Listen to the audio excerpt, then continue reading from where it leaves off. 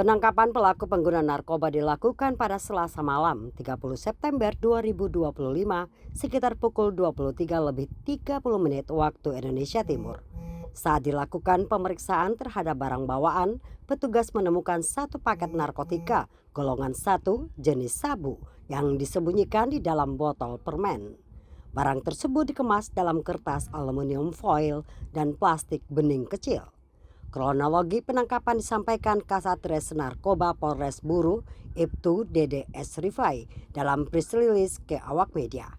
Terungkap bahwa selain sabu, polisi juga mengamankan barang bukti lainnya berupa satu set bong, satu korek api, telepon genggam, kantong plastik dan body bag warna merah bertuliskan safety tools. Terkait dengan kegiatan penggunaan narkoba ini, dan kami bersama tim melakukan pengintaian kurang lebih 1 minggu, dan alhamdulillah hari ini kami bisa membawa mereka berdua ke Polres Buru. Hasil pemeriksaan urin tersangka menunjukkan positif mengandung zat epitaimin dan metapetaimin.